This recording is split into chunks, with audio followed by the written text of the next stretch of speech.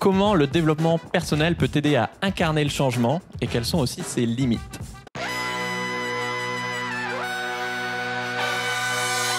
Bienvenue dans Soif de Sens, des histoires d'humains qui changent le monde. Chaque semaine, je reçois un invité qui change le monde, qui te redonne foi en l'humanité et qui t'aide à incarner le changement. Et aujourd'hui, on est avec le coach de développement personnel, David Laroche. Salut David. Salut Pierre. Alors je te présente en 10 secondes. Donc t'es coach mais aussi entrepreneur, conférencier. Et donc tes thèmes de prédilection, je trouve que c'est la performance, le bien-être et plus généralement comment se créer une vie qui t'inspire. Donc moi forcément ça me parle parce que j'ai envie d'essayer d'aider les gens à se créer une vie qui a du sens, mais aussi une société qui a du sens. Et j'avais très envie de t'inviter pour deux raisons. Déjà parce que j'ai eu la chance de participer à certaines de tes formations et que je trouvais ça impressionnant de voir l'impact que ça pouvait avoir sur des personnes qui traversaient un deuil, une période difficile quelle qu'elle soit, ou qui se lançaient comme moi à l'époque sur YouTube ou plein d'autres parcours de vie potentiels. D'autant plus dans un domaine où, moi le premier de l'extérieur, on peut se dire qu'il y a quand même quelques charlatans ou il y a pas mal de clichés parfois fondés sur le développement personnel. Et qu'au contraire, toi, je trouve que tu avais réellement des compétences là-dessus. Et deuxièmement, évidemment, parce que se changer soi et changer le monde, forcément, c'est étroitement lié. Et donc, je trouve ça hyper intéressant de voir comment est-ce qu'il y a des outils du développement personnel, qui peuvent aider les personnes, citoyens engagés, voire les militants. Et aussi, du coup, quelles sont parfois les limites du développement personnel. Et du coup, pour commencer, parmi toutes les personnes que tu as dû accompagner des milliers de personnes, donc ça peut aller des jeunes étudiants qui se cherchent à des cadres dirigeants de multinationales. Pourquoi est-ce que tu as accepté de venir parler à une audience plutôt militante, écolo et féministe? Déjà Pierre, moi je suis très content je vois ton parcours, c'est très inspirant et ça me faisait plaisir de contribuer à ton projet. Et c'est assez drôle parce que hier, je faisais une interview, j'étais interviewé. Ouais. Et la personne me posait des questions par rapport à l'écologie. Et en fait, je lui disais que moi, ma manière de contribuer typiquement à l'écologie, c'est pour ça que je suis très content de faire cette interview, c'est non pas de contribuer directement comme tu le fais par exemple, mais que moi, ma force, ça va plutôt d'aider des personnes comme toi à avoir les outils pour pouvoir être percutant, pour pouvoir avoir l'énergie, et qu'en fait, même si c'est moins visible de l'extérieur, c'est ce que je disais hier, je le disais, ça a beaucoup plus de sens quand je me regarde devant le miroir de me dire j'ai pu mettre une graine dans ta vie et t'aider à avoir cet impact-là et pour d'autres personnes que de faire ce que toi tu fais, que tu fais 1000 fois mieux que si moi je le faisais parce que t'es beaucoup plus inspiré par ça. C'est vraiment un projet qui te tient à cœur. Et effectivement, comme tu l'as dit, moi ce qui me tient à cœur, c'est d'aider les individus ou les organisations à vivre leur vraie ambition. Et donc typiquement, je sais que dans ton audience, il y a beaucoup de personnes pour qui, que ce soit l'écologie, le féminisme, globalement la planète, le monde, les causes leur tient à cœur. Si je peux contribuer à mon humble échelle à aider les personnes qui te suivent à avoir plus d'impact dans ce qui les inspire, moi je suis super heureux. Je suis ravi parce que c'est quelque chose que moi je sais en te connaissant entre guillemets plus de l'intérieur, qui transparaît pas forcément autant que ça pourrait à mon avis à l'extérieur, mais que que t'es vraiment drivé par un intérêt général et pas Je suis convaincu qu'on a tous un énorme potentiel d'engagement, notamment citoyen, et que même parmi les gens déjà engagés, notamment celles et ceux qui nous écoutent, souvent on se heurte à un espèce de plafond de verre et qu'on ne s'autorise pas à rayonner autant qu'on pourrait ou aller au bout de notre engagement pour plein de raisons. Comment est-ce que, notamment grâce à des outils de développement personnel, est-ce qu'on peut faire péter ce plafond de verre pour défendre pleinement les causes qui nous tiennent à cœur? C'est une super question. Juste avant ça, posons un contexte par rapport au développement personnel. Parce qu'en fait, je pense qu'il s'agit de différencier l'univers, l'industrie du développement personnel et ce qu'est pour moi le vrai développement personnel et qui n'existe pas simplement depuis quelques années. Je veux dire, depuis l'histoire de l'humanité, l'humain a cherché à s'améliorer, à progresser, à se développer. Et donc, c'est presque devenu pour certaines personnes, pas pour tout le monde, hein, quelque chose un peu de péjoratif, le développement personnel, alors qu'en fait, ça n'existe pas. Oui. Un grand sportif, un grand entrepreneur, un grand architecte qui n'est pas dans cette démarche de progression permanente. C'est un mot tellement connoté que les connotations l'emportent sur la nature du sens du le mot. fond profond. Et heureusement que se développer personnellement, c'est quelque chose de beau et de vertueux, parce que sinon c'est triste si on n'est pas là pour grandir et se développer. Donc je ne sais pas si je vais te répondre sur les outils du développement personnel. À la limite, je vais te répondre sur comment on peut faire potentiellement quand on a un plafond de verre pour arriver à dépasser. Et à la limite, peu importe d'où viennent les outils, dans quelle case on les met. Tu as dit un truc hyper intéressant, c'est que on peut avoir différentes raisons de bloquer. Et déjà, je pense que c'est une première question à se poser, c'est au final, où est-ce qu'il y a quelque chose de pas fluide, de challengeant physiquement, rien que d'y penser, rien que d'en parler, j'ai peut-être la gorge qui déglutit ou j'ai mal au ventre quand j'en parle. Est-ce que c'est, pour prendre des exemples concrets, est-ce que c'est quand j'imagine me mettre en avant? Par exemple, là, j'ai en tête, alors c'est pas dans le sujet écologie, mais c'est quelqu'un qui a une cause, on va dire, il veut contribuer clairement au bien-être des gens. Et donc, c'est un chercheur hyper brillant, clairement, et qui me dit comme ça, putain, j'arrive pas à me mettre sur Instagram. Et donc, il était dans le blocage. Je lui dis, et concrètement, en fait, qu'est-ce que ça te fait quand tu t'imagines te mettre sur Instagram? Et lui, par exemple, il a grandi dans un cercle familial où ce qui était très valorisé, c'est le fait d'être plutôt discret, de ne pas se mettre en avant, de ne pas, en gros plutôt de valoriser l'humilité au fait de se placer en avant. Alors que quand tu es militant, justement, y a plein de fois où tu vas devoir t'opposer à une injustice et donc te mettre en avant. Et si c'est contraire à ton éducation, c'est plus dur. Et donc tu vas avoir effectivement un conflit entre deux choses, entre d'un côté un héritage qu'on t'a transmis, qui a eu un sens, qui t'a permis déjà de bien fonctionner avec ta famille, mais qui potentiellement, t'as 35 ans, 40 ou plus, n'a plus de sens par rapport à ton projet. Donc ça peut être une source de friction, c'est de dire, tiens, ma friction, en fait, elle vient du fait que l'idée de me mettre en avant, c'est un conflit par rapport au fait de me la péter, etc. Donc, première étape, c'est déjà de se poser et de dire, c'est quoi qui crée de la friction?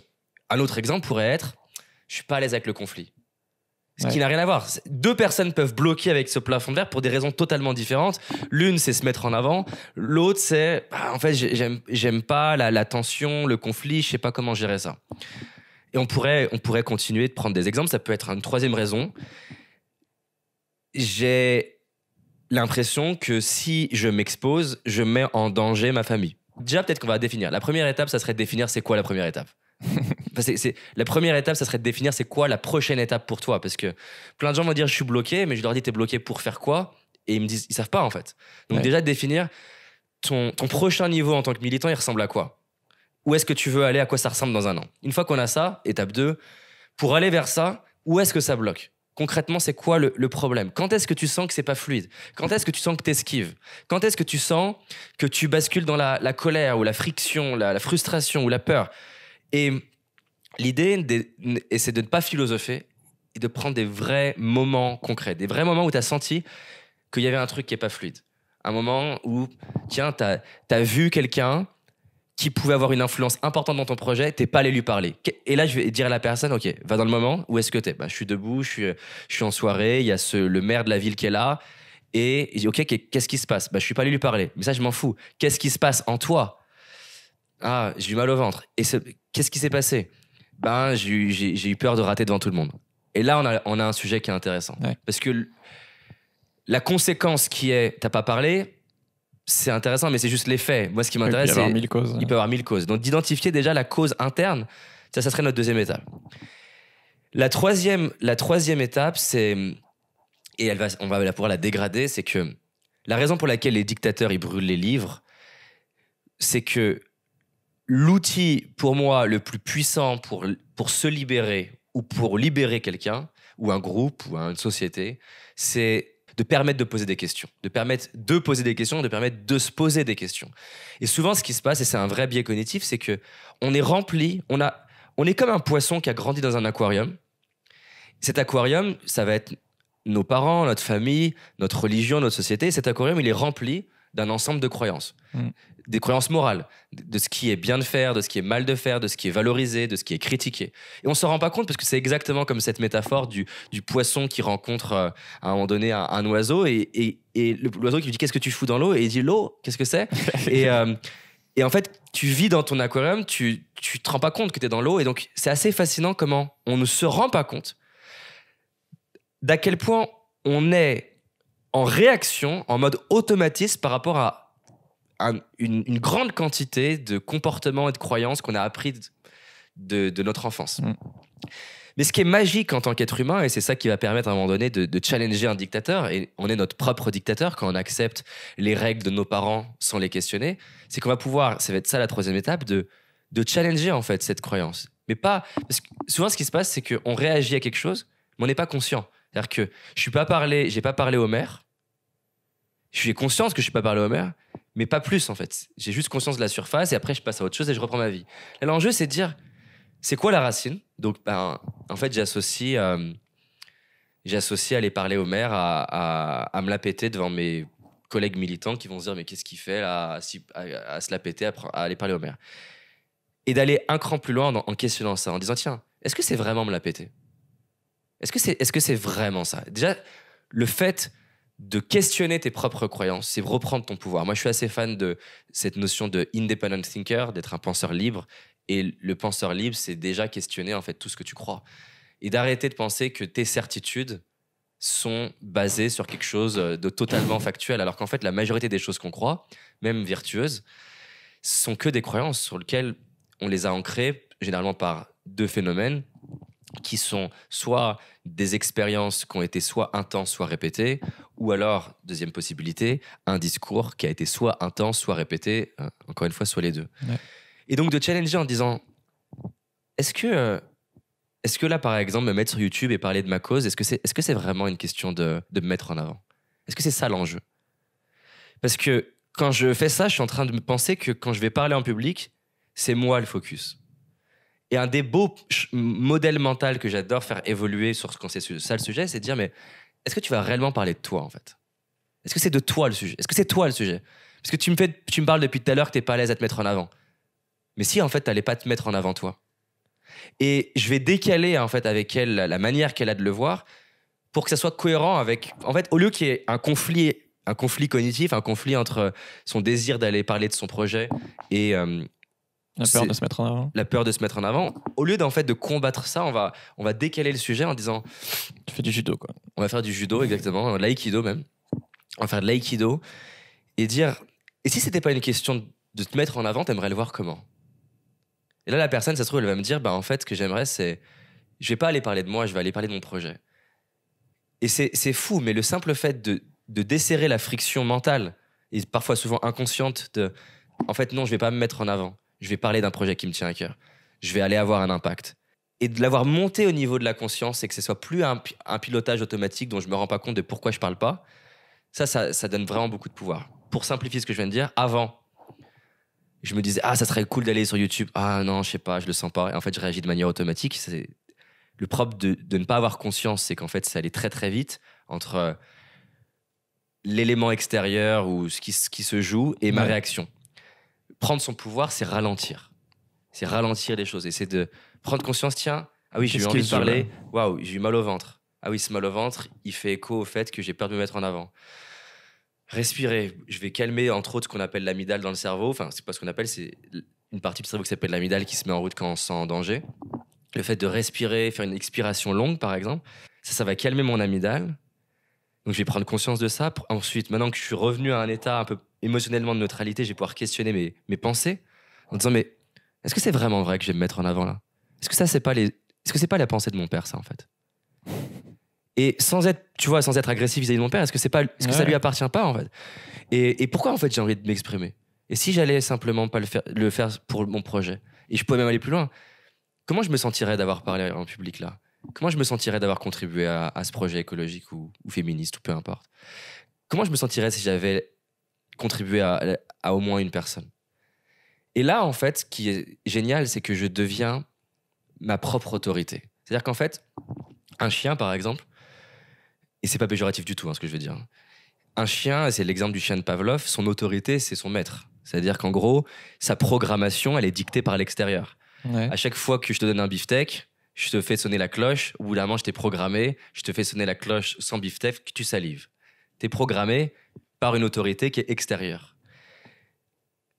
En tant qu'être humain, on est à la fois un chien, parce qu'on a encore un énorme héritage. La preuve, la partie l'amygdale, on le retrouve chez le chien. Donc on est encore beaucoup en réaction avec le fait d'avoir été programmé par association de souffrance et plaisir. Sous-entendu, ce que là où tu as vécu beaucoup de plaisir, tu as tendance à vouloir le répéter. Le sucre, typiquement. Là où tu as associé de la douleur, par exemple, tu as parlé en public, tu as été critiqué, tu l'as mal vécu, à vouloir l'éviter. Mais on est plus qu'un animal, on est plus que l'amygdale. Parce que l'amygdale, elle, ce qu'elle veut, c'est éviter l'inconfort, chercher le confort. Elle va donc nous amener à aller nous mettre sur Netflix, Instagram et fuir. Elle va nous éviter les conflits, la tension, nous exposer, nous exprimer. Et quand tu rentres là-dedans, tu as la capacité justement à te dire, en fait, la règle de l'autorité supérieure qui était mon père n'est plus la règle que j'ai envie de suivre là maintenant dans ce contexte-là. Et ton lobe préfrontal te permet de faire ce que le maître a fait au chien. Tout comme il l'a programmé avec le chien la cloche, il pourrait le déprogrammer.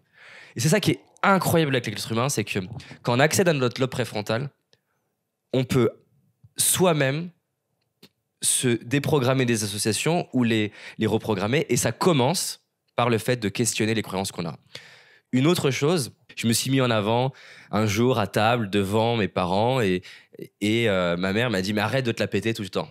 Et je l'ai vécu, donc c'est pas moi, hein, c'est un exemple virtuel. Ouais. Et je l'ai vécu comme le fait de perdre de la reconnaissance de ma mère. Et mon père en a rajouté en disant « mais c'est vrai, t'es tout le temps en train de parler de toi ».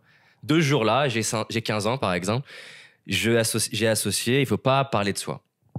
Et je réagis à 40 ans, inconsciemment, en mode automatique avec une règle de mes 15 ans. Et ce qui est le plus fascinant, c'est que 80% des cas, la personne ne se souvient même plus du souvenir d'il y a 15 ans. C'est-à-dire qu'elle fonctionne avec la règle sans souvenir de l'origine. Tu utilises une règle qui a fait sens il y a 5 ans, il y a 10 ans, dans le contexte de ta famille ou dans un autre pays, qui a fait sens, qui ne fait plus du tout de sens aujourd'hui, mais tu es encore la victime de cette règle. C'est vraiment primitif, c'est stocké dans une partie du cerveau qui s'appelle l'hippocampe, qui est un peu le disque dur de notre cerveau et qui stocke à chaque fois que l'amygdale s'est mis en route en cas de danger pour dire, la prochaine fois que la scène se ressemble, fais attention. Le problème, c'est quoi ? Et c'est pour ça que le cortex préfrontal, il est fascinant, c'est que t'as plus le même âge, t'es plus dans le même contexte, c'est plus le même sujet. Et donc, c'est différent. Je vais prendre un exemple très concret d'une nana. Ok, parce qu'après j'ai pas mal de questions à te poser. Ouais, je suis désolé, je finis là-dessus. Donc j'ai une nana qui me dit, moi j'ai été violée, je m'en suis remis, j'ai dépassé ça, et j'ai envie de dire aux femmes qui ont été violées que c'est possible de transformer ça. Et quand elle me le dit, tu vois, elle a vraiment les larmes aux yeux, et pas des larmes de tristesse, c'est vraiment, tu sens que c'est ses tripes, c'est elle. Mais elle me dit, j'arrive pas à m'y mettre. Alors je pourrais lui dire, bouge-toi, motive-toi, et qui serait le cliché typiquement du développement personnel que je déteste. Très maladroit, ouais. Oui, et surtout qui est le développement personnel de pourquoi les gens le dénigrent. Parce que c'est un développement personnel, c'est un peu comme le mème qui est passé de « t'es triste ? Arrête !» Donc tu vois, c'est dire à quelqu'un « t'as peur, mais arrête d'avoir peur », c'est très peu fonctionnel comme stratégie. Donc ça sert à rien. Donc qu'est-ce que je vais lui dire ? Je vais faire ce qu'on vient de faire ensemble. Je vais lui dire « ok, quand tu imagines parler du sujet du viol, comment tu te sens ? » Et là, on va prendre les sensations. J'ai mal au ventre, j'ai la gorge qui se serre. Ok, ça te fait écho à quoi ? Et elle me fait, je vois pas, ok, ressens les sensations, ferme les yeux. Ça te fait écho à quoi ? Le fait de vouloir parler de quelque chose et de pas être à l'aise à t'exposer et au risque que tu prends. Parce qu'elle avait commencé à me dire, je pense qu'elle a peur d'être critiquée. Je dis, ça vient d'où en fait cette peur d'être critiquée ? Parce que la majorité de nos peurs, à part par exemple la peur du vide ou quelques-unes comme ça, la majorité de nos peurs sont des peurs qui sont apprises, pas des peurs avec lesquelles tu es né. Donc je lui dis, t'as appris où que c'était dangereux d'exprimer ton point de vue ? Et elle me dit, ah putain, je sais. Et elle commençait à être émotionnelle de juste m'en parler. Elle me dit, un jour, en fait, donc elle était, elle est d'origine, je sais plus quel pays d'Amérique du Sud. Et elle me disait, il y avait un débat politique lié à mon président de mon pays. Et je me suis exprimé sur ce sujet, qui était un débat politique. Et je me suis fait lyncher sur Facebook et, par des proches et par des gens. Et je l'ai super mal vécu. Et là, c'est typique de ce que fait l'amygdale. L'amygdale stocké dans l'hippocampe une règle très simple qui est te mettre sur Facebook égale un danger, donc n'y va pas. Mais je lui dis déjà, est-ce que c'est le même sujet? C'est quoi la différence qu'il y a entre ce sujet politique et le sujet du viol pour toi? Et en fait, elle me dit, mais il y a tout qui est différent. Je dis, pourquoi t'as fait ça, le truc politique? Et elle me dit, bah c'est vrai que je voulais me prouver quelque chose. Je dis, bah t'as réussi à te prouver quelque chose. Donc la mission, elle était incomplète. En fait, elle avait pas un message à partager. Elle voulait se prouver qu'elle pouvait s'opposer sur les réseaux sociaux. Donc tu l'as fait, en fait. Mais je dis, est-ce que c'est les mêmes moteurs qui te motivent à parler de ce sujet du viol? Elle me dit, non, rien à voir. Et je dis, à ton avis, comment ta capacité de digestion des critiques, est-ce qu'elle est la même dans ce sujet-là du viol? Elle me dit, non, rien à voir. Et donc, ce qu'elle a réalisé, c'est qu'en fait, le fait qu'elle ait abandonné ce jour-là, c'était parfait, c'était sur mesure, puisqu'en fait, ça l'inspirait pas. Donc, autant qu'elle n'ait pas envie de continuer dans un sujet qui ne l'intéresse pas. Mais au niveau inconscient, elle a stocké une règle qui a mis tout dans la même case. Alors qu'elle n'est plus la même personne, c'est pas le même contexte, c'est pas le même sujet. Et ça change tout, en fait, que ça soit pas le même sujet. Donc voilà, ça c'est un exemple typique de ce qu'on peut faire. Je pourrais t'en parler des heures, mais je sais que tu as d'autres questions, donc j'arrête. Tu l'as évoqué, je sais que j'ai fait pas mal d'épisodes sur le féminisme et notamment les violences sexistes et sexuelles. Et c'est vrai que dans tes conférences, moi j'ai eu l'occasion de voir plusieurs fois des personnes, forcément peut-être pas mal de gens à traverser leur trauma. Enfin plutôt tu leur donnes les outils pour qu'eux-mêmes traversent leur trauma. C'est pas toi qui fais le boulot à leur place. Et du coup, forcément, dans le lot, il y a pas mal de personnes qui ont subi des viols. Alors forcément, c'est un sujet hyper touchy à retranscrire, surtout là, en quelques minutes. Mais ça peut être quoi l'impact de quelqu'un qui arrive à transformer son trauma? L'impact, dans quel sens? À quoi ça peut ressembler quelqu'un qui a transformé sa vie en surmontant un trauma? Yes. Bon alors, tu m'as demandé une réponse courte, j'ai fait de mon mieux déjà. Et oui, l'autre chose, c'est que c'est un sujet qui est complexe. Déjà, j'aimerais quand même mettre en introduction le fait que chaque cas est différent. Et à aucun moment, dans ce que je vais dire, je sais pas ce que je vais dire exactement, mais je veux dire que tous les viols ne sont pas les mêmes.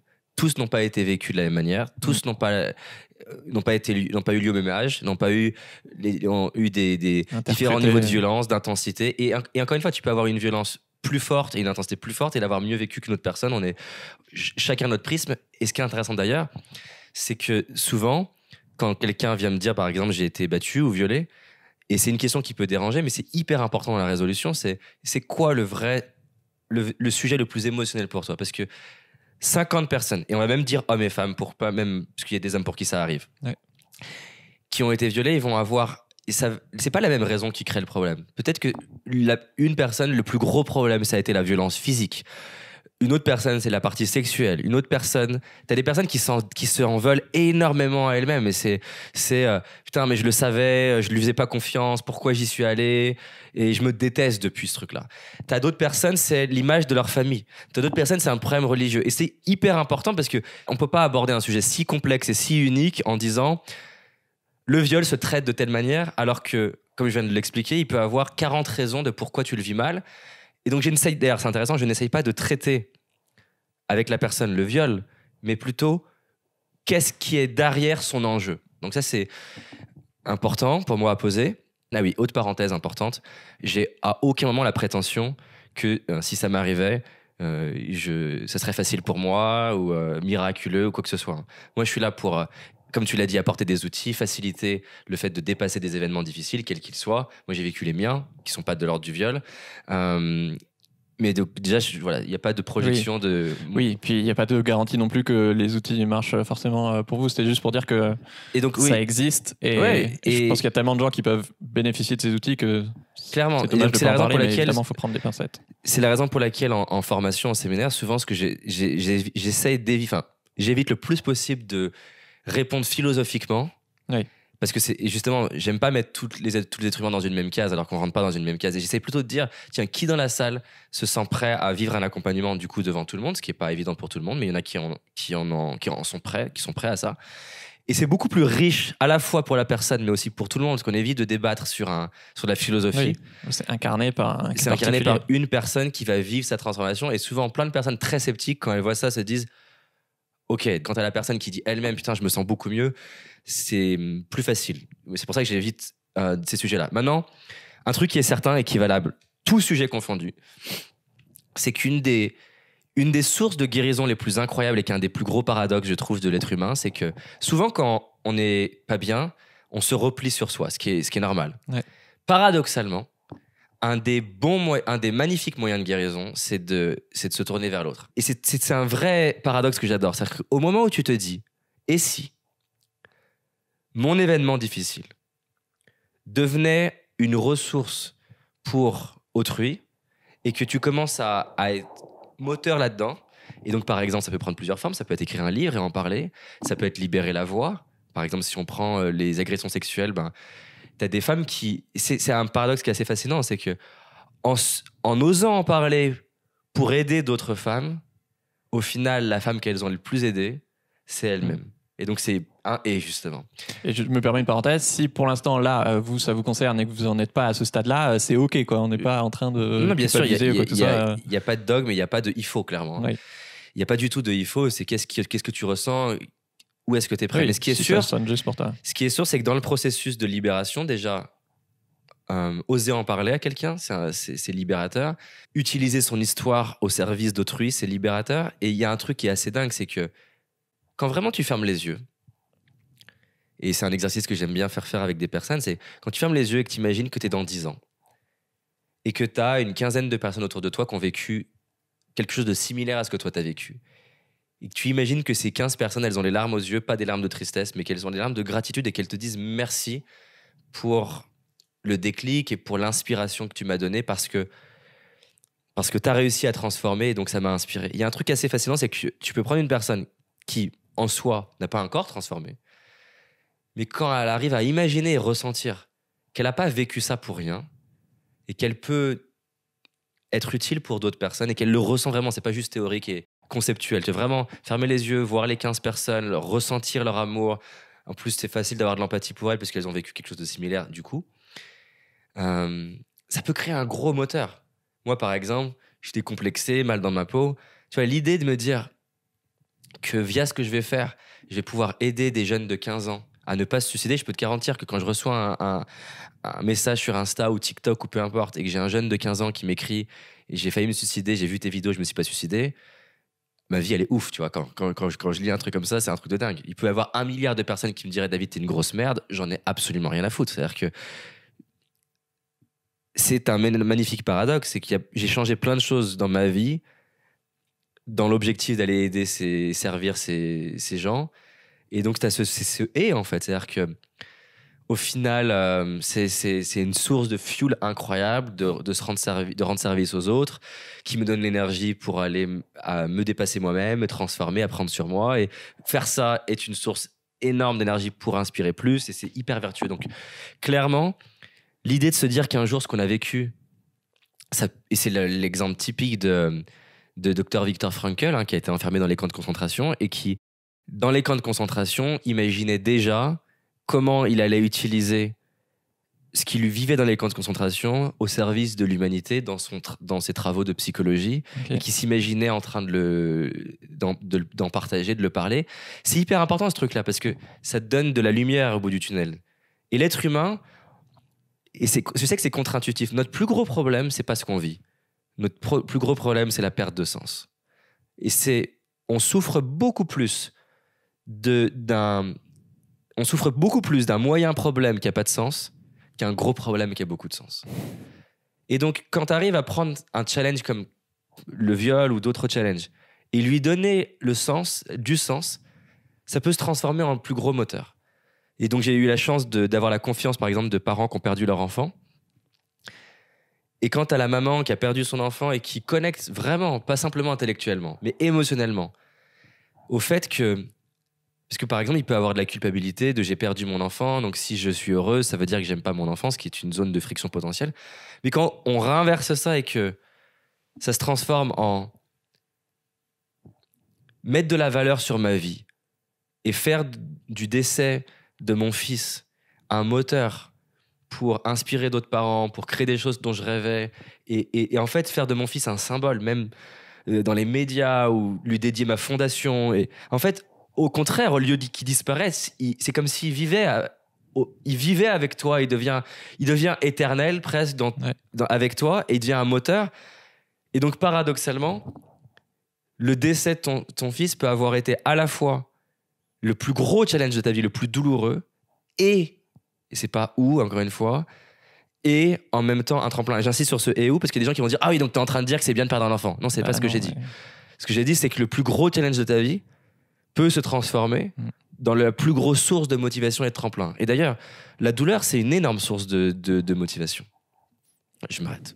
C'est exactement ce qu'a fait, je sais pas si tu connais Latifa Imziaten, que je viens d'interviewer, dont le fils, c'était le militaire qui était tué par Mohamed Merah à Toulouse, et qui maintenant diffuse la paix et va parler à tous les jeunes dans les quartiers pour lutter contre la radicalisation et juste l'isolement de... Et voilà, et c'est magnifique. En faisant ça, elle rend éternel son fils.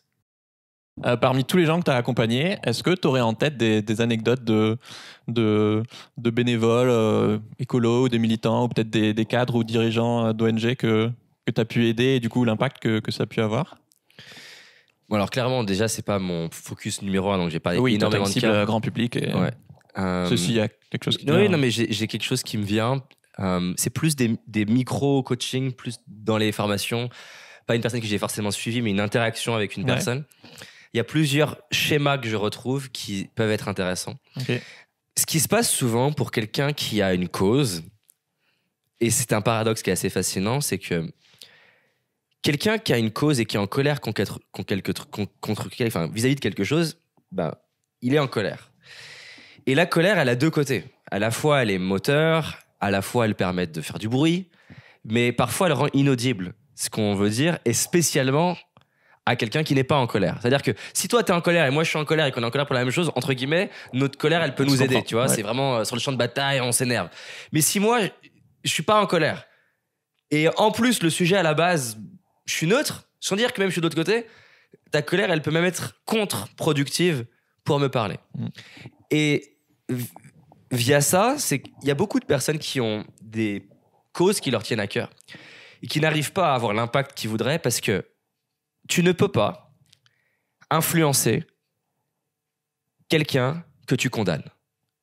C'est-à-dire que à partir du moment où tu te dis « Moi, ma cause, c'est l'écologie. Et ça, c'est la bonne cause.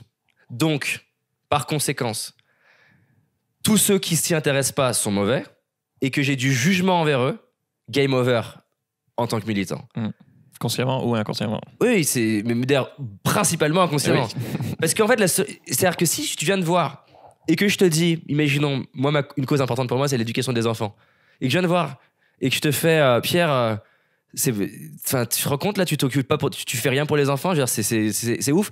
Comment et encore là, c'est une version très soft de ce qu'on pourrait entendre en version virulente. Comment tu veux t'ouvrir à moi si la première chose que je fais, c'est de te condamner? L'être humain, il n'est pas fait pour s'ouvrir à quelqu'un qui lui dit « t'es une grosse merde ». Et c'est hyper important ce truc-là, c'est que quand tu crois quelque chose, on va avoir tendance à s'exprimer en donnant les points de vue, les arguments et les idées qui nous convainquent aujourd'hui. Le problème, c'est que la personne à qui je m'adresse n'en est pas au stade où je suis moi aujourd'hui. Donc, je vais avoir en tête où en est la personne dans ses connaissances, dans sa compréhension, dans ses résistances, pour l'aider à faire ce pont entre de là où elle est jusque là où, potentiellement, moi je suis. En tout cas, lui permettre de faire ce pont. Si je suis militant et que je crois en quelque chose et que mon objectif, c'est de développer ma cause, de lui faire prendre de l'ampleur, donc qui dit prendre de l'ampleur, dire du coup, influencer, semer une graine dans la tête de personnes qui sont dans un dégradé de les plus extrêmes, je suis contre, à à neutre, à ok un petit peu. Et donc, à moi de voir où est-ce que qui j'ai envie de toucher. Imaginons juste, prenons quelqu'un de neutre. L'erreur, c'est de m'exprimer avec ce que je crois aujourd'hui, alors que la clé, c'est de me rappeler quand moi aussi j'étais neutre, quand j'étais neutre, comment je pensais, qu'est-ce que je croyais, quelles étaient mes résistances. Qu'est-ce qui m'a permis de faire cette transition de qui j'étais à qui je suis? Ça, c'est beaucoup plus intéressant que qu'est-ce que je crois aujourd'hui. Parce que qu'est-ce que je crois aujourd'hui, c'est l'aboutissement de ma prise de conscience. Et en neurosciences, par exemple, ils se sont rendus compte que si je te partage quelque chose que j'ai compris, qui pour moi a énormément de valeur, et qu'on scanne mon cerveau, on va se rendre compte que mon cerveau il va vraiment s'illuminer, parce que cette idée-là, par exemple, il y a des idées importantes pour toi au niveau sociétal, qui sont câblées à plein d'autres idées, à des images, à des souvenirs. Mais si tu me donnes en une phrase que tu as appris, et qu'on scanne mon cerveau, il va y avoir beaucoup moins d'activité. Et on s'est rendu compte que si tu me racontes le voyage que tu as fait pour passer de où, comme moi, j'étais avec l'idée, elle ne représente pas grand-chose, à avoir la prise de conscience.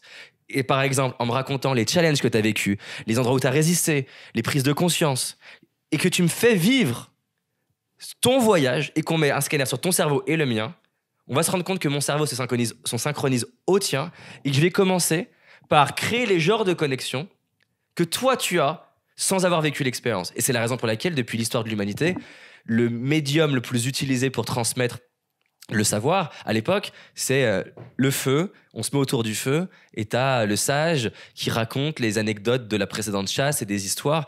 Et via ça, je transmets pas seulement de la connaissance, parce qu'une connaissance sans croyance, elle a aucune valeur. Parce que fumer-tu, c'est de la connaissance. Fumer-tu devient intéressant si j'ai toutes les croyances qui vont avec, qui fait que j'ai plus envie de fumer. Tu comprends ? Ouais. Donc, tu ne peux pas influencer quelqu'un que tu condamnes. Ça demande, du coup, soit de te rappeler qui t'étais, si tu parles à quelqu'un qui te ressemblait, mais si tu parles à quelqu'un qui est très différent de qui t'étais, et c'est contre-intuitif, mais c'est indispensable, de poser son modèle du monde à soi, sur le côté, et d'aller parler à la personne. Imaginons, je suis pro-écologie et je voudrais influencer des industriels. Si j'y vais avec la once de « c'est mal ce qu'ils font », game over. Le seul moyen, c'est d'aller les voir en mode neutre, en mode comme si j'étais un enfant qui essaye de comprendre le monde de quelqu'un et dire « qu'est-ce qui te motive ? Qu'est-ce qui est important pour toi ? Qu'est-ce qui te nourrit ? Qu'est-ce qui te challenge ? C'est quoi tes moteurs ? Qu'est-ce qui te fait peur ?» Ça va être 1 milliard de fois plus intéressant pour 2 raisons. Déjà, le lien qu'on va créer. Et si on a créé un lien, tu vas pouvoir m'écouter quand je vais parler, plutôt que quand je vais commencer à parler et t'insulter ou te donner des leçons, tu vas te fermer. Donc, ça va créer un lien où tu vas m'écouter, mais plus que de m'écouter, je vais pouvoir formater la manière de transmettre mon information dans un monde qui te parle à toi. Parce que si tu es industriel, imaginons que ton moteur, c'est le profit. Et ce que j'entends typiquement de plein de personnes qui ont des causes, c'est qu'ils jugent les gens qui veulent faire du profit. Mais c'est mort. Tu n'arriveras jamais à l'influencer. Par contre, si tu comprends qu'est-ce qui le motive là-dedans, peut-être le challenge personnel, le fait de prouver un truc à son père et qui date de l'enfance, et que peut-être toi aussi tu veux prouver un truc à ton père, et que tu arrives à créer d'humain à humain, je peux te garantir que derrière, quand tu vas lui présenter comment peut-être changer le modèle, peut créer du profit et lui parler, tu vas avoir beaucoup plus d'influence sur le monde en créant de la relation et, allons plus loin, de l'amour, que t'es une grosse merde, tu devrais changer. Donc ça, c'est clé en termes d'influence. Et c'est même validé scientifiquement. Ils ont fait des expériences scientifiques hyper intéressantes. Ils prennent des gens qui ont des croyances politiques. Donc, dans les croyances politiques, c'est le genre de trucs bien ancrés qui ne bougent pas trop. Ouais. Ils ont fait 2 tests. Ils prennent... Enfin, t'as le premier échantillon de communication. Ils mettent une communication avec tous les arguments donc, en faveur de l'idée opposée. Donc, la personne croit bleu. Ils donnent tous les arguments qui sont dans le sens de croire rouge. Ouais. Ce que font la plupart des militants. Hein. Ils ont une autre communication où ils commencent avec un énorme paragraphe en disant tous les arguments qui font qu'on aurait intérêt à penser bleu. Et les gens disent, mais je vais pas renforcer ce qu'ils pensent. Mais en fait, t'as pas compris. Tu vas créer du lien. Et ensuite, ils mettent les arguments en faveur du rouge. Et ils regardent les performances des 2 communications et c'est juste surréaliste. Parce que tu ne t'ouvres pas à quelqu'un qui te condamne. Tu ne t'ouvres pas à quelqu'un qui ne te comprend pas. Tu ne t'ouvres pas à quelqu'un qui part pas de ton monde. C'est mort. Et ça, pour moi, j'ai des dizaines d'exemples de militants ou des personnes qui ont des causes à qui je les ai aidés à déjà avoir plus d'empathie pour les personnes qui condamnent. Ouais. Parce qu'en fait, oui, mais je vais pas avoir d'empathie pour ce gros con. Ouais, mais en fait, dans ce cas-là, c'est toi qui vas perdre ta partie. Je te dis même pas de le faire pour lui. C'est juste Ouais, game c'est une over. stratégie. Mets ta cause à la poubelle. Parce que si tu veux convaincre que des gens convaincus, c'est très bien. Mais dans ces cas-là, en fait, tu es juste dans un microcosme de gens qui croient la même chose. Le principe même de pouvoir véhiculer une idée, c'est de semer la graine dans la tête de gens pour qui ils n'en sont pas là où tu en es. Et c'est le propre de l'éducation. Hein. Apprendre, transmettre quelque chose, c'est faire passer quelqu'un d'une connaissance à une connaissance plus évoluée. Mais ça passe toujours, moi c'est ma fascination de la pédagogie, ça passe toujours par partir de ton monde. Et quand tu comprends fondamentalement qu'il n'y a pas d'être humain qui se lève le matin, allez, juste pour pas qu'on débatte, allez, enlevons les 1% de psychopathes. 99% d'êtres humains, et on pourrait même s'amuser là-dessus, mais bref, 99% des êtres humains se lèvent pas le matin en disant « Oh, tu sais ce que je vais faire aujourd'hui ? Je vais faire de la merde. » Non, et donc, à partir du moment où je présuppose que les gens à qui je m'adresse sont comme ça, comment tu veux qu'ils m'écoutent ? Et ça, c'est clé. On parle là de. Mais moi, c'est pareil quand j'interviens dans un lycée. Des fois, j'ai des professeurs qui me disent « Mais comment tu fais pour connecter avec les jeunes comme ça ?» Bah, déjà, la première chose, c'est que je présuppose pas que j'ai la vérité. Je présuppose pas que mon modèle du monde est mieux que le leur. Et je présuppose pas que jouer aux jeux vidéo, c'est mauvais ou que passer son temps à vouloir draguer, c'est mauvais. Et en fait, j'arrive en mode donne-moi ton monde. Qu'est-ce qui te motive ? Qu'est-ce qui t'inspire ? Qu'est-ce qui te nourrit ? J'ai un jeune comme ça, il n'a rien compris. Sa mère voulait absolument faire qu'il fasse un coaching avec moi, donc il s'attendait à avoir l'adulte qui allait lui faire des leçons. Et je lui ai dit tiens, on s'en fout de ce que ta mère elle veut. Dis-moi ce qui t'inspire. Il m'a regardé genre comment ça on s'en fout. Genre moi. Et il a commencé à me parler des jeux vidéo. Je dis quoi d'autre qui t'inspire ? Il me dit j'adore raconter des conneries en cours. Et là il s'attendait à je lui donne une leçon. Je dis mais c'est génial, comment tu t'y prends ? Il me dit je trouve toujours un truc décalé. Je dis putain mais c'est un super pouvoir. Et en plus je dis ça te demande de faire preuve de certaines forces. Où est-ce que tu fais preuve de courage quand tu fais ça ? Il me dit je suis obligé de m'opposer à mon professeur et machin. Et sa mère m'avait dit, tu verras, il a un niveau d'attention qui est il est censé être trouble d'attention. Tu verras, après 30 minutes, il va plus t'écouter. Je veux dire, après 2 heures, il était là en mode, il était à fond. Mais pourquoi il était à fond ? Parce que je suis parti de lui. Et les gens disent, oui, mais du coup, ça sert à rien. Mais si, justement, ça sert. Parce que après, je pouvais avoir beaucoup plus d'influence sur lui. Pour lui même d'ailleurs plutôt que sur lui, pour lui, c'est-à-dire lui dire tiens, et au final toi qui adores les jeux vidéo, quand tu fais ce choix-là en cours par exemple, comment ça influence les jeux vidéo ? Ah bah c'est vrai que ma mère après elle m'empêche de jouer, c'est chiant. Tiens, et si on faisait pas les études pour faire plaisir à ta mère et qu'on le faisait pour que tu puisses jouer davantage ? Et là il me dit tu sais Ouais. et J'y avais pas pensé. Et elle m'a dit, tu vois, 3 mois plus tard, elle m'a dit qu'est-ce que t'as dit à mon fils ? Je l'ai jamais vu bosser comme ça pendant l'été. Il était à 2 doigts de se faire virer de son collège ou de son lycée, je sais plus. Mais parce qu'en fait, j'ai pas essayé de lui imposer mon monde. J'ai pas présupposé que j'avais raison. J'ai pas présupposé que j'étais au-dessus. J'ai essayé de le servir. Et je pense que ça, c'est super important parce que quand j'ai une cause, je présuppose souvent le problème, c'est que je présuppose que ma cause, elle vaut plus que la tienne. Et peut-être que la personne à qui je m'adresse, ok, elle pollue. Mais ça se trouve, tous les jours, elle met tout son cœur pour être un super papa. Pourquoi ça devrait être moins important ? Et tant que j'ai pas compris qu'elle a sa cause, pourquoi elle sourirait à la mienne ? Et après, des fois, les gens me disent, oui, mais j'ai l'impression de pas être moi-même. Je dis, mais attends, si tu vas en Chine, pourquoi tu ne parles pas français ? Parce qu'il va rien comprendre. Sois toi-même, parle-lui français. C'est un bon exemple, ça. Et en fait, c'est pas une question d'être soi-même ou pas de soi-même, c'est une question de si t'as un truc à dire, dis-le dans la langue que l'autre comprend. Face à la crise écolo ou les inégalités, ou tous les enjeux de société en général, c'est vrai qu'en tant que militant, on peut souvent avoir l'impression d'être en mode David contre Goliath, quoi. Et je n'ai même pas fait exprès. Et justement, je trouve qu'il y a des choses qui peuvent nous aider, notamment dans le développement personnel, où toi, tu as une citation que j'ai découverte hier, que j'aimais bien. Au lieu de se dire, est-ce que je suis sûr que... Oh, je l'ai mal fait. La plupart du temps, on se dit, mais en fait, on va jamais y arriver. Et toi, tu te dis autre chose. Tu te dis, est-ce qu'on est sûr qu'on va pas y arriver ? Exactement. Ouais. Et du coup, de créer ce doute, ça crée de l'espoir, en fait. Et Exactement. Ça change tout.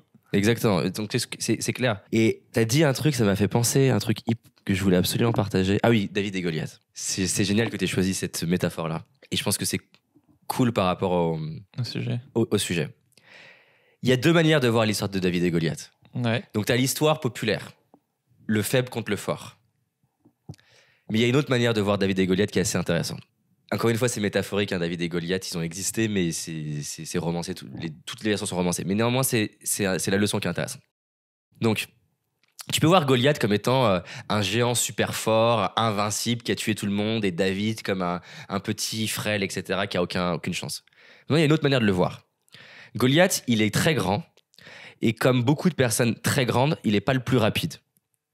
Goliath, il est très grand, et il s'avère qu'il a une maladie, qui est que, parce qu'il a grandi très vite, ça impacte sa vue, et il voit moins bien.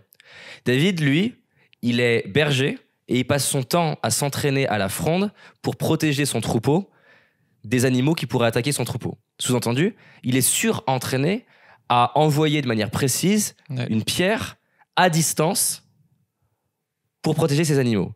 Donc en fait, ce qui peut sembler être un combat David contre Goliath, le faible contre le fort, est en fait plus nuancé et plus complexe que ça, qui est que dans le contexte en question, le combat démarrant à distance, David est en fait surentraîné à utiliser ses forces contre les faiblesses de Goliath et donc de gagner.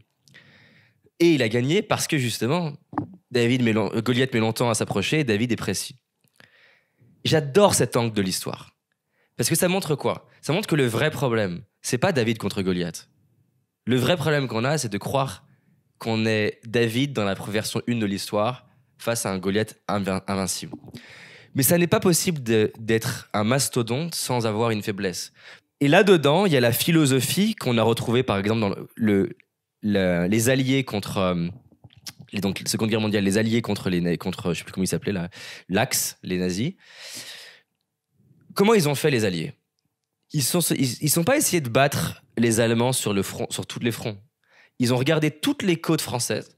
Ils se sont dit, où est-ce que, dans toute la côte française, et même belge, les Allemands sont moins protégés. Et c'est comme ça qu'ils ont identifié la Normandie. Et ils se sont dit, on va mettre toute notre armée à un endroit. Et c'est comme ça qu'ils sont rentrés. Et là-dedans, il y a la philosophie d'une start-up. Une start-up, elle essaye pas de battre la multinationale sur tous les fronts de la multinationale. Parce que qui dit multinationale dit, t'as des lobbies, t'as la politique avec toi, t'as l'argent, t'as les ressources. Mais t'es lent. T'es lent et t'es partout. Et donc, comment gagnent les startups? Elles choisissent un angle, comme le débarquement en Normandie, et elles mettent tout sur une chose pour être bien meilleures sur cette chose-là. Donc, j'aimerais déjà casser le modèle de « je suis face à un mastodon » parce que le meilleur moyen de ne jamais gagner contre le mastodon, c'est de penser qu'il est surpuissant. Le mastodon, il est forcément fragile. Je trouve ça trop intéressant parce que du coup, ça veut dire qu'il peut y avoir plein de combats avec les mêmes acteurs, mais selon sur quelle force ou quelle faiblesse de l'un et de l'autre tu joues, l'issue peut être hyper différente. Et en ça, par exemple, pour des activistes écolos, par exemple, c'est absurde de se battre sur l'axe financier, alors que si tu t'attaques à leur image, si tu t'attaques à ramener l'opinion publique de ton côté, tu as beaucoup plus de chances de gagner si tu t'attaques à leur réputation qui est clairement leur point faible sur cet axe-là, par exemple. Et toi, ta force. Exactement. Et donc là, tu rentres dans une logique qui est non pas te battre contre la force de ton adversaire, où en fait c'est quasiment perdu d'avance, mais plutôt te battre avec ta force sur la faiblesse de ton adversaire. Est-ce qu'il y a un principe de base militaire et qu'il y a un principe de base de boxe ou d'entrepreneuriat qui est je vais pas miser sur mes faiblesses? Alors que dans l'histoire, en plus, il y avait plein de cas similaires où en fait il y avait des failles énormes et le petit entre guillemets a gagné. C'est juste qu'on oublie ces histoires et que c'est aussi comment tu maîtrises la perception que tu te donnes, parce qu'il y a sûrement plein de fois où tu as des mastodontes qui sont à deux doigts de craquer, mais parce que les gens se disent de toute façon on n'est pas assez fort, du coup ils passent à autre chose, alors qu'en fait ils étaient à deux doigts de gagner, quoi. Alors ça, c'est clair qu'il y en a plein dans l'histoire et dans le sport et effectivement la perception que c'est pour ça que les boxeurs ils rentrent sur le ring et qu'ils veulent intimider, parce qu'ils savent qu'une partie du match se joue dans la tête de l'adversaire, et que si l'adversaire se dit c'est mort, il va abandonner plus vite. Et donc effectivement le mastodon bénéficie de cette perception de je suis fort, alors qu'en fait il est peut-être ultra fragile, et on voit des boîtes ultra grosses qui s'écroulent très vite. Et c'est assez contre-intuitif à comprendre. C'est le problème du Titanic, c'est-à-dire qu'en fait, le Titanic, il a beau être gros, au moment où il a l'iceberg qui est face à lui, c'est pas évident de tourner. Et ben en fait, c'est le même problème dans une chute d'une grosse boîte. C'est que là où t'es petit, quand t'es petit et que tu chutes, T'es agile. T'es beaucoup plus agile, c'est beaucoup plus facile de hop, boum, remonter. Et c'est un truc que j'ai mis longtemps à comprendre dans l'entrepreneuriat, c'est que chuter quand t'es gros, ça peut faire beaucoup plus mal et ça peut être beaucoup plus dur, d'autant plus que t'as des réflexes qui sont installés, la politique qui s'est installée. Ce que je trouve intéressant dans cette notion aussi, c'est que souvent on a une vision figée de qu'est-ce qui est possible, impossible, sans se rendre compte que non seulement à travers le temps ça a évolué, quoi. Enfin, avoir Internet il y a 200 ans ça semblait impossible, ou le droit de vote des femmes il y a 100 ans ça semblait impossible, et pourtant c'est là aujourd'hui. Et ce que je trouve intéressant avec ce que tu dis, c'est que non seulement ça varie dans le temps, mais en plus ça varie effectivement selon le contexte que tu poses en fait. Et que, est-ce que tu peux nous parler de toi, ton rapport à l'impossible ? Déjà, je vais dissocier deux formes d'impossible. Parce que des fois, il y a des personnes qui déforment, entre guillemets, mon message en disant David, il dit que tout est possible. Oui. Ça n'est pas mon message. Le tout est possible dans toutes les directions n'a aucun sens. Oui. Dans l'écologie, les limites planétaires qu'on a dépassées, c'est fini. Enfin, c'est la thermodynamique, c'est pas une question d'opinion, quoi. Donc, je vais dissocier le tout est possible en mode juste théorique. Encore une fois, est-ce que je peux devenir basketteur en NBA et avoir les scores de Jordan? Il y a peu de chance. Mais la bonne nouvelle, c'est que c'est pas mon plus grand rêve.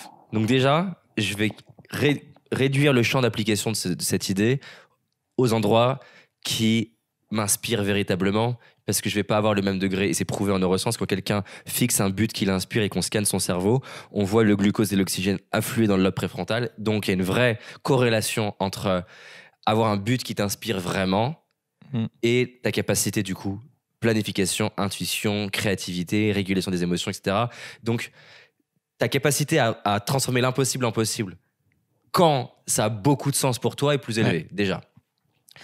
Ensuite, j'aime bien ce frame justement qu'on a vu juste avant, qui est en fait je sais pas ce qui est impossible, donc allons voir, allons tester. Et je pense que c'est ça, moi, que j'essaie de garder. Il y a presque une énergie un peu enfantin, un peu de jeu, t'imagines pas le nombre de fois où quelqu'un m'a dit non mais en fait ça c'est pas possible, même des trucs banals. Je voulais changer ma carte SIM, le mec de l'agence il me dit, je partais en déplacement 2 heures plus tard, donc je pouvais pas attendre un moment. Il me dit non mais c'est 24 heures. Et je dis comment ça 24 heures? Il me dit oui, il faut que vous attendiez 24 heures pour que votre carte SIM soit changée. Et je dis comment on peut faire? Il dit non mais c'est pas possible. Et en fait le pas possible, en 20 minutes plus tard j'avais ma carte SIM dans la main et on partait. Et des comme ça, j'en ai des centaines. C'est un truc de malade le nombre de fois où on me dit c'est pas possible. Donc ma philosophie, c'est d'aller vérifier. Allons, à condition bien sûr que ça a du sens, parce que je vais pas aller vérifier sur des trucs dont je m'en fous. Oui. Mais là, ça avait du sens. C'est important pour moi d'avoir cette ligne téléphonique. Donc, questionnons. Je veux dire, l'humanité est remplie de choses soi-disant impossibles qui se sont transformées en possibles. Je pense qu'entre autres, avec Internet et les cerveaux collectifs qu'on peut créer avec l'humanité, on est capable de résoudre des trucs à plusieurs dont on n'a aucune idée individuellement. C'est ça le propos que je trouve fascinant, c'est que à l'échelle de l'entité, c'est du délire. À l'échelle du groupe, c'est accessible. Et l'humanité fait ça depuis des milliers d'années, et je vois pas pourquoi on n'arriverait pas à résoudre plein d'enjeux sociétaux, climatiques, peu importe. Moi, j'ai une croyance dans la capacité de l'être humain à résoudre des problématiques complexes qui est élevée, et pas d'ailleurs que dans l'être humain, de la vie, en fait. Si tu crois que c'est possible, ça t'assure pas de gagner. Ouais. Par contre, dans l'autre sens, si tu te dis oh, mais non mais c'est impossible, on n'y arrivera pas, il n'y a pas d'espoir, on peut pas gagner ce débat, on peut pas gagner cette cause, game over. Et ça, c'est tellement important à comprendre. Je voudrais te parler d'une critique récurrente que font parfois les activistes au milieu du développement personnel, justement qu'il est personnel et parfois dépolitisant, où justement à force d'essayer de te remettre en question toi, tu peux avoir tendance à moins remettre en question le monde qui t'entoure, alors que bien sûr qu'il peut y avoir des plafonds de verre internes comme on a parlé, mais il peut aussi y avoir des mécanismes de domination ou des plafonds de verre extérieurs. Je sais pas si tu es victime de sexisme, de racisme, etc. ou d'autres choses. Et pour ça, justement, je m'appuie sur un poste de la militante Asma, que je reformule un peu avec mes mots, mais que oui, un peu comme dans le capitalisme, on va avoir tendance à remettre la responsabilité sur l'individu et moins sur le système. Alors que des fois, justement, oui, c'est bien le système qui est la source du problème. Par exemple, je sais pas, si c'est une infirmière qui est en burn-out parce qu'il n'y a plus d'effectifs ou de budget, ou dans l'écologie, les gouvernements, les multinationales peuvent avoir tendance à mettre la responsabilité sur les individus, faites du zéro déchet et supprimez les pièces jointes de vos mails, alors que les ordres de grandeur avec l'impact de la pollution des multinationales, par exemple, est démesuré, quoi. Qu'est-ce que tu penses de cette critique? Yes. On est pile dans pourquoi j'ai décidé d'appeler la boîte Paradoxe et pourquoi j'adore ce nom. Moi qui galère d'habitude à trouver des noms, c'est, je pense, le meilleur nom que j'ai trouvé. Genre, je pense qu'il n'y a pas un jour où je ne prononce pas le mot de manière naturelle, quoi. Encore une fois, on est dans le où, et le où peut pas marcher. C'est-à-dire que va m'expliquer comment, alors que tous les systèmes qui existent ont été créés par des individus, comment tu peux arriver à changer un système si tu prends pas ton pouvoir en tant que personne? Et donc, pour moi, dès que tu es dans le où, c'est mort. Et c'est pour ça que toute l'humanité est une équation systémique dans laquelle, pour avoir un impact, il s'agit d'intervenir à l'échelle de l'individu et à l'échelle du système. Mais pour arriver à avoir une intervention à l'échelle du système, il s'agit qu'il y ait des individus qui soient suffisamment empowered, suffisamment... comment dire en français, suffisamment puissants, acteurs de leur vie. Acteurs. Et acteurs et aussi accès à des ressources. Créativité, communication, influence, capacité de réseau, capacité d'écriture, capacité de production, pour faire bouger le système. Parce que si t'as juste... Je vais exagérer, hein. Mais si on est que tous déjà en train de se dire je vais exagérer, c'est pas ce qu'est dit. Je vais exagérer. On est tous impuissants et on se dit tous, ah oui, c'est le système qu'il faudrait changer. Comment il va changer? Donc à un moment donné, il faut bien qu'il y ait un individu qui prenne son pouvoir pour que le système y change. Ou sinon, oui, mais en filigrane, tu peux te dire, je dis pas que c'est forcément ça qui se passe à chaque fois, mais que ce qui peut se passer dans les valeurs transmises par le développement personnel, ok, c'est mon pouvoir d'agir et ça, là-dessus, on est d'accord. Mais du coup, au lieu de me dire, j'en sais rien, je vais essayer de faire du lobbying pour faire passer telle loi, je peux avoir tendance à me dire, ok, je vais régler le problème moi tout seul mais ça, dans ma vie, quoi. Ça, pour moi, ça n'est pas le développement personnel. Oui. Ça, c'est comment les gens l'entendent. Pour moi, le développement personnel, c'est de gagner en 2 axes. Conscience, prendre conscience de ce qui joue en moi, de mes biais cognitifs, de mes émotions, de mes raccourcis, de ce que je vis, de mes comportements, qu'ils soient adaptés ou non. Conscience et influence. C'est-à-dire capacité à prendre conscience de ce qui se passe en moi et l'influence, capacité à exercer une forme du pouvoir, mais que c'est pas péjoratif du tout, hein. Le mot pouvoir, à la base, on l'a rendu péjoratif avec le temps, mais c'est la capacité à bouger des choses.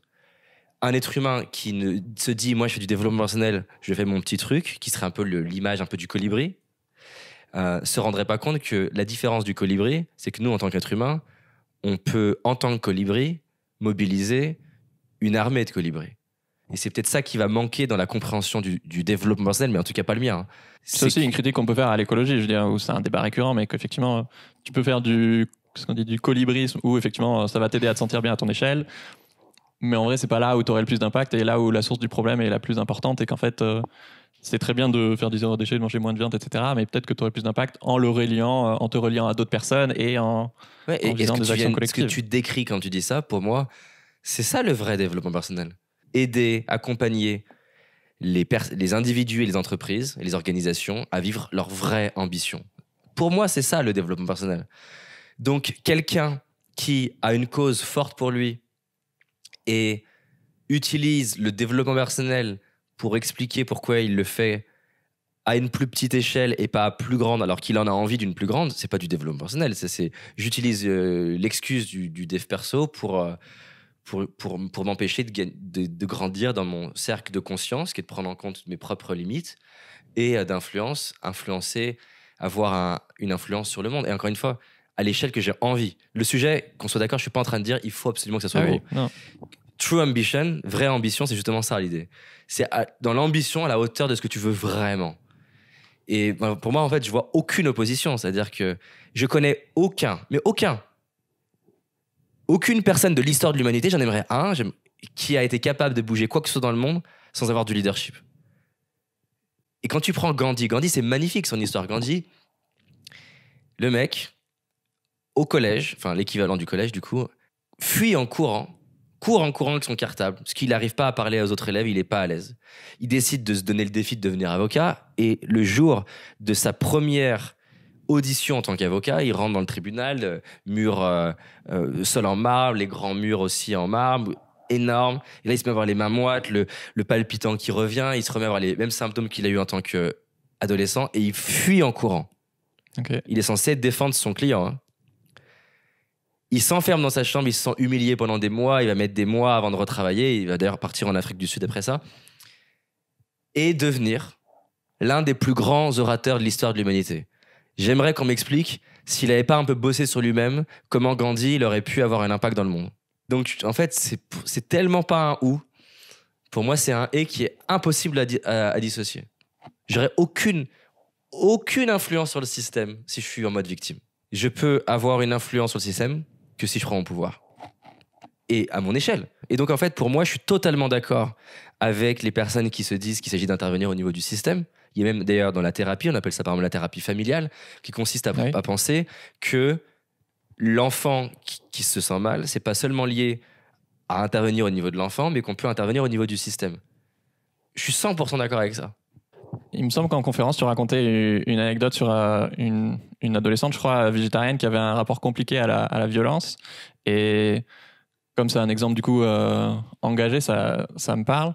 Et que surtout la question de la colère face à l'injustice, on l'a un peu évoqué, mais qui peut être saine et empowerant, mais aussi compliquée à communiquer. Et la question de la violence qui est centrale dans beaucoup de causes d'intérêt général. Est-ce que tu peux nous raconter cette anecdote ? Ouais, alors tu m'amènes sur des sujets. Si t'es OK. Alors, avec plaisir. C'est juste qu'ils c'est des sujets. Tu me donnes intense. À la fois des réponses courtes et des sujets compliqués, donc c'est un dilemme intérieur. Encore une fois, je remets le contexte. Chaque cas est différent. Ouais. Je veux pas parler pour les personnes qui nous écoutent. On parle d'un cas particulier. Un cas particulier. Donc je vais répondre en 2 temps, si c'est OK pour toi. Je vais d'abord donner je vais d'abord donner le contexte d'une mécanique un peu de psychologie. Okay. Et ensuite, voir comment cette compréhension psychologique s'applique liée à ta question de la violence. Okay. Phénomène psychologique qui est que j'ai 2 manières de vivre dans ma vie. Soit je vis en réaction, soit je vis en intégration. Je vais expliquer ce que j'entends par là. Notre amygdale, dont on parlait tout à l'heure, elle se met en route à chaque fois que je perçois un danger, que je perçois un risque de danger, soit physique, mais aussi psychologique. Par exemple, la peur d'être critiqué active l'amygdale. Et il y a 2 versions de nous en tant qu'être humain. Parce qu'il y a cette cohabitation en nous de l'héritage animal et de la nouvelle version qui est la partie homme en nous, la partie homme grand H. Hein. La partie humanité en nous, comme ça on ne rentre pas dans les débats. Et elle cohabite en permanence. Sauf que nous, on n'est pas entraînés à entendre qui s'exprime. Et on confond parfois la voix de l'animal, et encore une fois, ça n'est pas péjoratif, c'est juste un héritage primitif. On la confond parfois avec la voix du sage. Ça a plein d'explications. Hein. Le mec qui me dit de 40 ans, putain, je pense à tromper ma femme, j'ai rencontré une minette, elle a 25 ans, elle est sexy.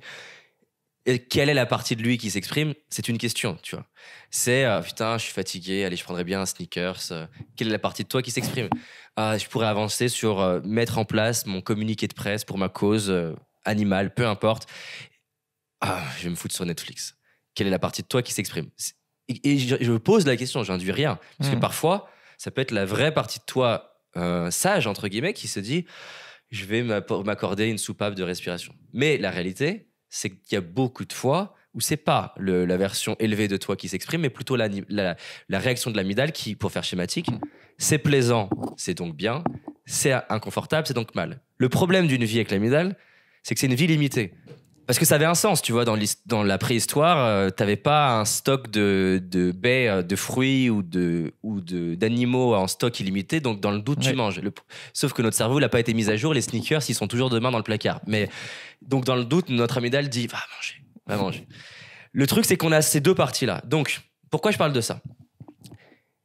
Quand on a vécu une forme de trauma dans notre enfance, il y a 3 manières de se comporter, dont 2 qui sont plus primitives que l'une. Okay.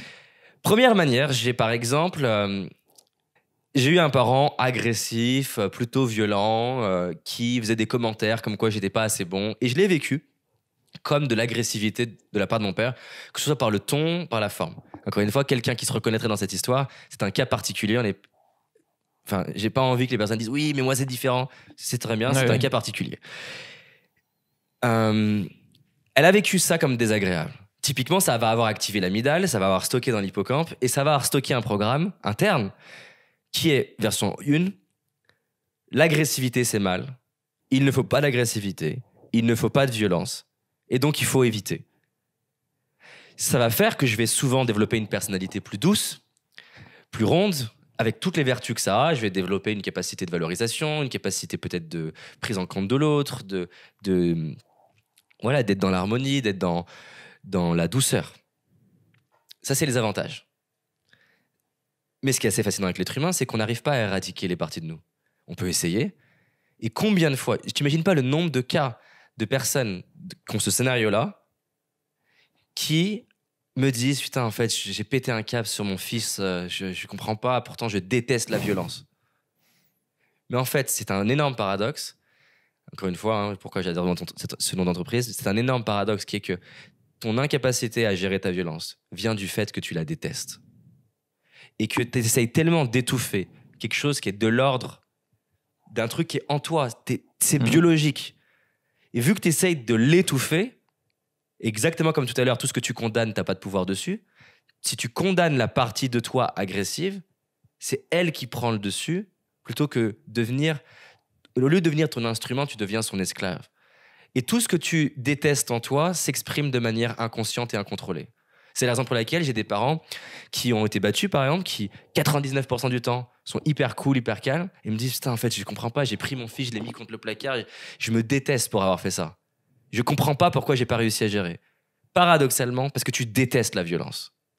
Or, la violence, c'est comme un couteau, en fait. Factuellement, c'est neutre. Ça a plein de vertus. Ça a plein de contextes dans lesquels ça peut être utile. Mais parce que tu as voulu mettre tout dans la même case, inconsciemment, violence et mal, mais que tu restes un être humain qui a cette violence, ça va quand même sortir. Par exemple, c'est hyper intéressant. Si tu regardes les États-Unis, ils ont essayé de condamner les addictions, les drogues dures. Est-ce que ça a arrêté la consommation ? Non, ça a augmenté la consommation. Le Portugal, ils ont essayé de faire pareil. Ils ont eu les mêmes résultats que les États-Unis. Et un jour, ils se sont dit, si on inversait la stratégie, qu'on arrêtait de condamner et qu'on créait de la relation et qu'on ouvrait la conversation sur le fait qu'il y a des gens qui ont des addictions, même des gens brillants dont on n'imaginerait pas, coke, drogue, etc.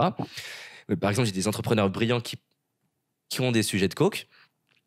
Ouvrons la conversation, arrêtons de stigmatiser, créons du lien, communiquons, mettons des stratégies pour réintégrer des personnes qui ont pris beaucoup de drogue. Qu'est-ce qui s'est passé ? La consommation qui descend. Pareil, prenons la violence dans certaines cités. À chaque fois qu'on dit la violence c'est mal, qu'est-ce qui se passe ? Du coup, on la fuit.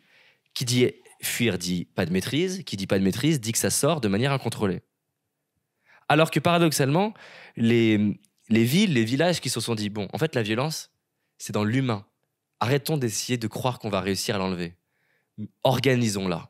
Créons des clubs de boxe thaï, créons des clubs pour communiquer la violence, que ce soit orale ou pas. Mais donnons un cadre. Boum, la violence descend. Pourquoi ? Parce que au lieu d'essayer de l'anéantir, la partie en fait animale en nous qui est là, à moins qu'on fasse une grosse opération, c'est en nous. Et ben on va lui donner un cadre d'expression. Et qui dit qu'il y a un cadre d'expression dit qu'on va pouvoir le maîtriser. Donc ça, c'est important de comprendre que pour en revenir du coup au sujet, par exemple, de la violence, il y a beaucoup de personnes sur la cause animale, et pas que, qui, quand tu prends la racine de la cause, il y en a plein de possibles, plein de scénarios de possibles, ça j'en ai plein dans les formations. Donc ça peut être un intérêt particulier pour les animaux qui date depuis très longtemps. Mais souvent, il peut y avoir ça, mais il y a en plus un challenge avec la violence qui, une fois sur deux, n'a absolument rien à voir avec les animaux. Qui est en fait, j'ai du mal avec la violence tout court.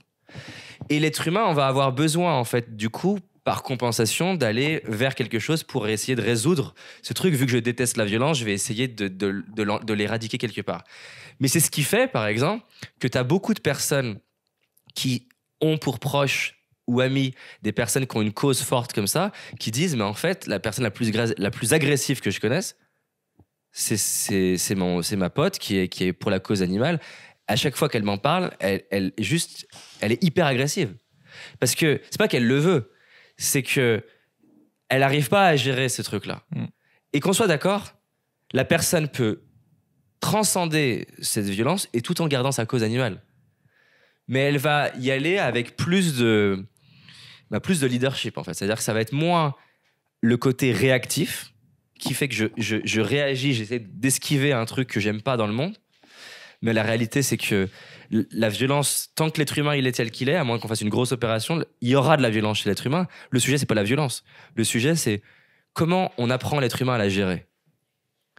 Parce que, par exemple, un conflit dans le couple, moi, je détestais le conflit. Parce que j'associais le conflit avec un problème. Typiquement, j'ai une petite histoire sur la violence et c'est ce qui m'a amené à cet intérêt pour l'harmonie, la paix, etc. Mais je me suis rendu compte que mon plus gros générateur de conflits dans ma vie était mon addiction à l'harmonie. Parce que mon addiction à l'harmonie me faisait éviter plein de sujets à tension pour maintenir l'harmonie à court terme. Ça, c'est mon amygdale qui parle.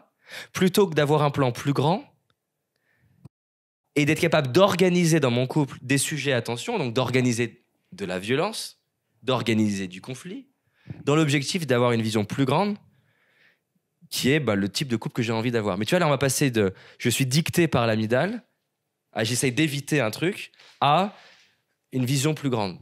Gagner en leadership, c'est être face à des choix complexes. Par exemple, j'ai eu un entrepreneur qui était très sensible à la cause du cancer parce qu'il a perdu quelqu'un de proche lié au cancer. Mais il était tellement réactif lié au cancer, tellement émotionnel le cancer, que c'était pas son lobe préfrontal qui guidait sa cause, c'est son amygdale, et qui était en mode toujours épuisé à il faut absolument qu'il n'y ait plus de cancer. Mais le problème de quand tu fais que sprinter et que tu fais pas ce pas de recul, t'es pas stratégique sur comment avoir un impact plus grand. Donc il faisait plein de petites choses pour aider plein de personnes à court terme. C'est comme s'il aidait, tu vois, un animal, puis un animal, puis un animal. Comme la personne, son bateau il est en train de couler, il est là, il court, et il enlève de l'eau, mais il coule toujours. Et en fait, étonnamment, et c'est hyper contre-intuitif et paradoxal, en l'aidant à s'apaiser plus par rapport au cancer, ça lui a permis d'avoir cette soupape d'oxygène, et au lieu de penser à l'échelle de la semaine, de penser à l'échelle d'une décennie. Mais penser à l'échelle d'une décennie, ça demande potentiellement de faire un choix qui fait qu'à court terme, je vais peut-être avoir moins d'impact. Je vais aider moins de gens pour un projet plus grand. C'est pas facile à choisir, et qu'on soit d'accord, je suis pas en train de dire que c'est mieux d'aider plus de gens.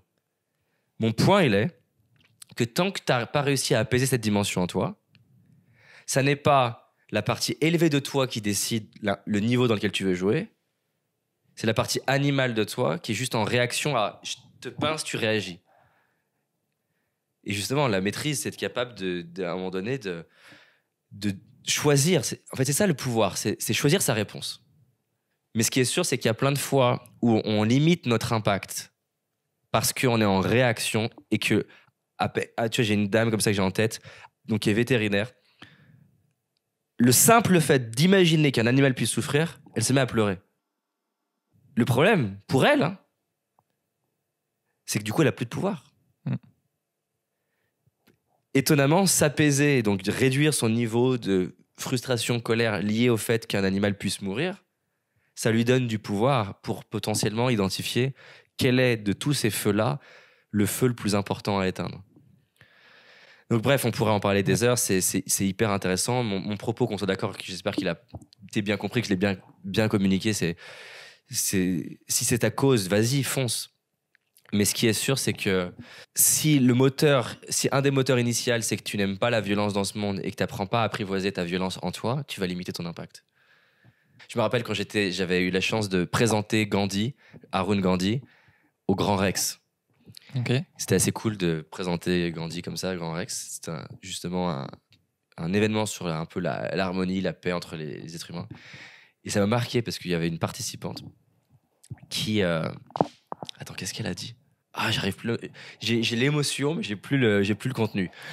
Mais donc je vais paraphraser, c'est pas exactement, mais en tout cas, elle s'est levée.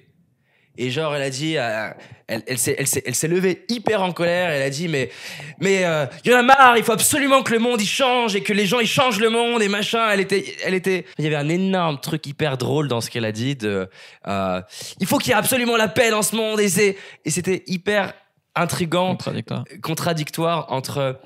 En fait, tu vois bien que à ce moment-là, cette personne, parce qu'elle est pas à l'aise avec sa propre humanité. Et donc, violence, elle essaie de projeter que le monde le résolve à l'extérieur. Déjà, il s'agit qu'elle bosse sur comment elle gère ses émotions et ses frustrations et sa colère. Parce qu'elle était, inaudible. Et je pense pas qu'elle ait contribué à ce moment-là à son projet, mais parce qu'en fait, il y a un sujet de fond de comment elle vit ce truc-là. Donc, oui. Bref, évidemment qu'on vous dit pas que vous n'avez pas le droit d'être révolté par ce genre de choses, mais non, c'est pas du tout. C'est pas ce que je dis. Il y a une différence entre être pris par tes émotions et utiliser tes émotions. Et celui qui a le plus d'influence, c'est celui qui utilise ses émotions. Si t'es pris par tes émotions, ça peut avoir un impact, hein, mais ça veut dire que c'est plus toi qui es aux commandes. C'est l'animal qui commande. Il y a une différence, par exemple, si on prend tes papas. Il y a une différence entre consciemment se mettre en colère pour passer un message à ton enfant, mais au fond, dès qu'il ferme la chambre, toi, tu t'en fiches. Toi, tu redescends et tu reviens à une forme de... Et tu l'as fait dans un but précis. Et être envahi par ta colère. Et en fait, quand la porte elle est fermée, t'es toujours en colère pendant 3 heures, tu te couches, t'es en colère, et tu te lèves le matin, t'es en colère. Et en fait, c'est plus approprié. C'est un bon exemple. Et donc, c'est la même chose. C'est-à-dire que, bien sûr, tu peux être en colère. Mais par exemple, des fois en coaching, il y a des cas de coaching qui vont plus me frustrer parce que je me dis, putain, la personne pourrait tellement changer sa vie. Mais si je reste dans ma colère, j'ai pas d'influence. C'est fini, game over. Par contre, je peux ressentir ma colère, l'utiliser comme un moteur parce qu'elle va me réveiller, elle va me donner de l'énergie, elle va me donner le courage des fois de dire, de faire quelque chose. Donc ça, c'est génial. Mais si je vais juste... Si en fait la colère prend le dessus sur moi, encore une fois, je ne vais parler qu'à des gens déjà d'accord. Pourquoi est-ce que toi, ça te tient personnellement à cœur d'accompagner ces gens, les gens en général? Parce que c'est le plus beau truc qu'il y a dans ma vie, sincèrement. Quand j'aide une personne à transformer un événement difficile ou à réaliser un projet pour elle, et le moment où je vois ses larmes aux yeux ou les yeux qui pétillent, c'est un truc de dingue. Moi, c'est ce que je dis souvent à mes clients, c'est mon fuel. C'est-à-dire qu'il n'y a rien de plus beau pour moi dans ma vie que d'être témoin de quelqu'un qui transforme sa vie. Je sais pas, c'est pas rationnel. C'est-à-dire, c'est pas un truc du type, ah oui, le coaching, c'est sympa, c'est cool. Non, ça se voit tout de suite, ta voix, elle a changé, tes yeux, ils brillent. Exactement, et c'est la même manière de pourquoi un chanteur aime le chant, c'est... pourquoi c'est comme ça, on sait pas, tu vois. Moi, alors je peux te l'expliquer avec plein de trucs. J'étais mal dans ma peau, complexé, et c'est certainement une manière de donner ce que j'aurais voulu vivre. Ça, c'est l'explication mentale, mais le fond qui me motive à continuer, c'est que je peux avoir une matinée fatigante et être frustré, et je sais pas, me comparer, faire un truc d'humain, quoi. et faire un coaching et être dans la cuisine et juste dire à ma femme que c'est ouf. Parce que franchement, et d'ailleurs, c'est un truc des fois que je dis à des personnes. On accompagne des fois des gens sur le côté réseaux sociaux. Et je leur dis, mais en fait, tu te compares à moi parce que j'ai fait 1 million de vues. Mais je vais te dire un truc. Ça me remplit plus d'être face à une personne, face à face, et d'impacter sa vie, que de faire 1 million de vues. Parce que les 1 million de vues, je les vois pas. Enfin, je vois le million, je vois marqué million. Mais je ressens rien. C'est juste un chiffre. En plus, je m'y habitue de ce chiffre. Et paradoxalement, avec le temps, ça te fait rien. Alors que, pour le coup, après plus de 12 ans à faire ça, je peux dire qu'il n'y a pas un jour où ça me fait rien quand je vois quelqu'un qui transforme quelque chose. Et je pense pas qu'il y a un jour où ça va plus rien me faire. Donc, c'est ça la réponse. C'était un beau mot de la fin. C'est aussi un collègue podcasteur. Abonnez-vous à son podcast, David Laroche, le podcast, je crois. C'est ça. Et merci beaucoup, David. J'espère que ça vous a aidé, qu'on allait vous challenger sur des trucs un peu inhabituels. Et voilà, je vous dis à la semaine prochaine. Merci, David. Ciao, tout le monde. Avec plaisir. Ciao.